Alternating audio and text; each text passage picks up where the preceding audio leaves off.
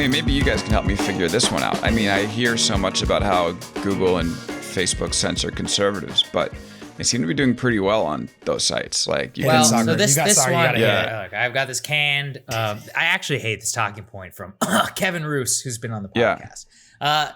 Look, when this is why. Yeah. Because you can get liberal content anywhere else. Right. It's actually very intuitive. Yeah. Which is that people are like, oh, Facebook prioritizes conservatives. Okay. No. But hold on then. Like, all right. You can get liberal content anywhere else. You can get conservative content on these platforms. So they've essentially built this alternative media ecosystem. 100%. But that's my point. So it's not, though, that it's an equal playing field. Right. And this is what I want to emphasize. I don't think it's equal playing field. Right. Yeah. Because I'm like, listen, the entire mainstream culture is liberal. Like you can watch the mainstream New York Times, MSNBC, CNN, all this. You can actually only get Ben Shapiro either on one channel or on Facebook. So that is why it's more concentrated among Facebook. So then also, why do conservatives hate these platforms if they've created the ideal? Because they control their fates. The ideal place.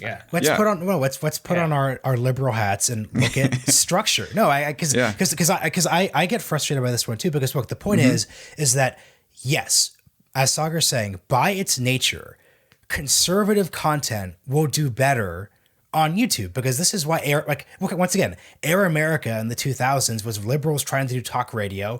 It failed. Conservative talk radio did better. That was Rush Limbaugh. That was all these different things, because conservative audiences wanted to listen to the radio. Liberals had the mainstream media. This was like a dichotomy there. So by definition, conservatives who are not sated by the status quo operationally center to center left media go to YouTube, they go to Facebook. So obviously that's that. Like, I'm sorry, but they're just apologies to anyone who listens to the Young Turks here, but there's just not that much demand for Young Turks, Democracy Now!, any of that type of content on a platform like Facebook. If I am that type of center left or liberal person, I will go watch MSNBC. I will go listen. I will go to Crooked Media, go to New York Times, listen to The Ringer, all these places.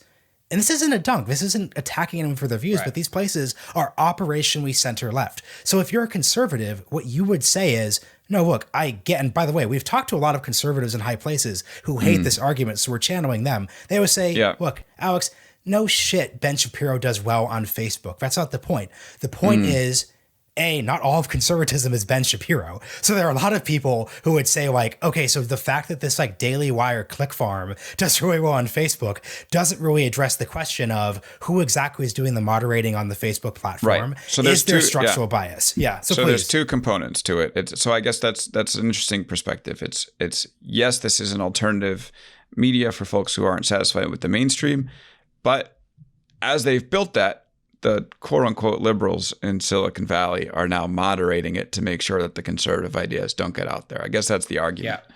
Well, it's not get out there. It's that it's like they took our audience, our users and all that, and now they're screwing with us. And look, like some of that is true. Like I came from this background. Like I can literally see how Facebook will tweak their algorithm or change stuff, and it just nukes the bottom line of a more conservative outlet than it would do ever to a more liberal outlet. I don't know about that. I mean, I've definitely I've seen this happen to liberal outlets too. They've complained just as much. Actually, digital liberals are not digital, maybe not the mainstream. I'll switch sides here.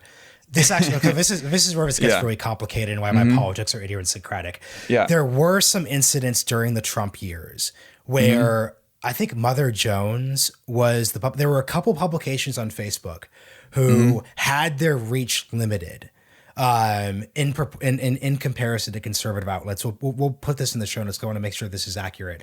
But as I understand it, it has actually gone both ways. A better way of putting it, Alex, is this way.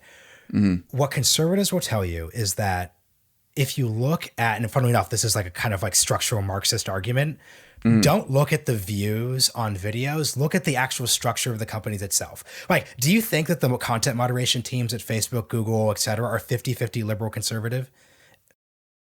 No. I mean, they're not. They're certainly not going to be, representative of the American body politic in the exact form that it exists, or even their user base. And I think that's important. And that's the issue. And once again, I am not calling for affirmative actions for conservatives or heterodox people. All I am just saying is, I wish liberals who make this point could just acknowledge, like there is definitely, as with many parts of our society, a structural bias due to demographics, education, the fact that like conservatives don't really go into the tech industry the same way, but even heterodox views, which takes us, I think, to the lab leak discussion. Right. Well, I want to say one thing before the lab leak. We're not just throwing stuff at you and it's the moderators, are there to enforce the rules. It's the policymakers that are actually the ones that are going to determine what stuff comes down and what comes up, and it's just the moderators that are going to decide whether or not to. Well, no, that's not true. Like they take off like child porn and stuff, but like whenever it comes to doxing someone, that's not law. Right. That's just Facebook's terms of service or Twitter. It's tough. Yeah, but so I'm talking about the policymakers inside the companies that are the ones that make these rules. Like lawmakers. Not lawmakers, sorry. Right. Yeah, sometimes I get it confused, but yeah, the policymakers inside the companies. Which is why, by the way, I think that the Facebook Oversight Board is fairly interesting. I know people have called it a like PR effort for Facebook to offload responsibility, but I think ultimately turning this stuff over to the public and having them make these decisions in a transparent way is pretty good.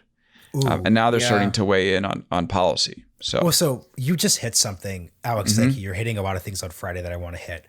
Another annoying talking point that comes out of this discussion, because it means nothing, but everyone makes it seem like it means nothing, is isn't it incredible that, Mark Zuckerberg and these powerful people get to make these decisions that affect everyone's lives? David Cicely made this point. He was like, hey, like it's what I tell my conservative friends is it's crazy if like Mark Zuckerberg could decide to like deplatform Trump or not. Yeah.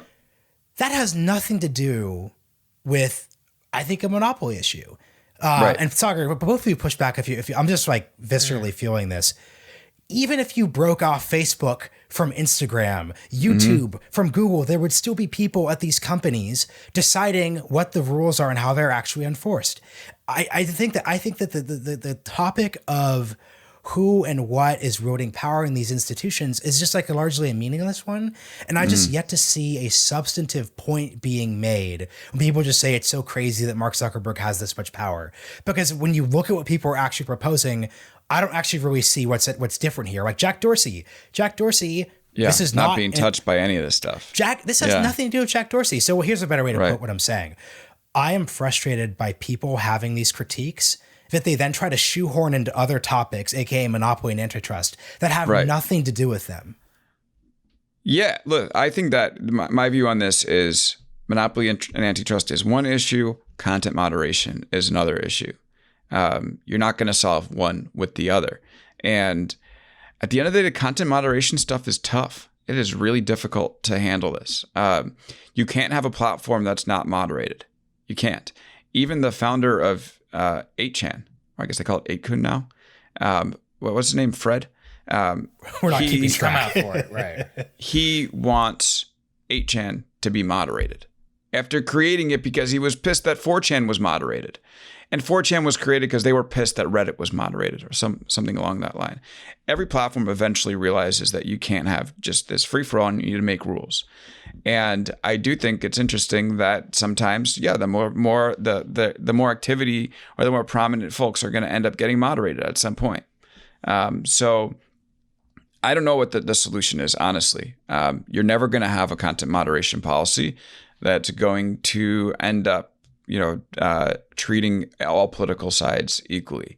And if you have content moderation on a platform and the platform is largely inhabited or provides life to like one side of the political spectrum, they might run into the content rules more often. So it's tough.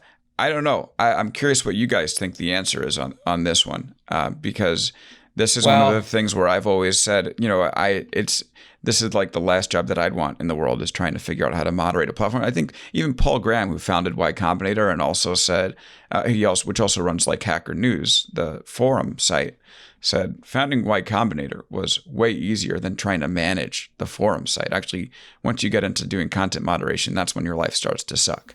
So I'm curious what you guys think the right solution is here. The best thing I've heard so far was from Ajit Pai's On the Way Out, which was a proposal that the FCC require transparency of moderation. And so what that means is that the FCC would require not telling companies what they can and cannot take off or must take off or whatever, that they must release the guidelines through which they conduct moderation specifically. So right now there's broad language, but I'm saying like much more specifically than it currently is. I think that's it. Because what pisses people off? Lack of consistency and lack of standards.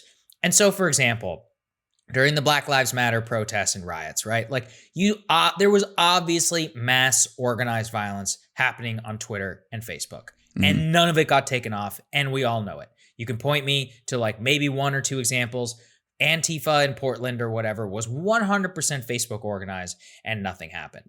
And then January 6th happens, Stop the Steal, and obviously all those groups got nuked. QAnon gets nuked from Twitter, all of that. Now, I'm not saying that I'm necessarily against that, but if you're somebody who is in the middle and maybe you're more right-leaning and you see that, you're like, hey, this is bullshit. And I'm like, listen, what are you supposed to say? I think it is bullshit. And so it's, what else? You'll see reporting, right? The Hunter Biden story getting locked on Twitter, which I do think was actually a pretty seminal moment in terms of what they did.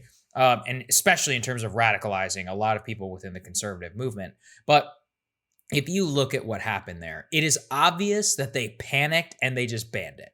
Whereas if they'd actually looked at their standards around hacked policy and all of that, then what are they going to do? They're going to block Edward Snowden, like the WikiLeaks files. I know. That's crazy. Like and this is what I mean. Like we have to have consistent standards when we're talking about this. And if we have that, I guarantee you people wouldn't care. Nobody wants white supremacists on the platform who are like, spouting the N-word or whatever, but they also don't want to see blatant hypocrisy whenever it's an ideology, which, let's be honest, is the majority ideology at Twitter or HQ or Facebook HQ or whatever. I think that's what drives people crazy.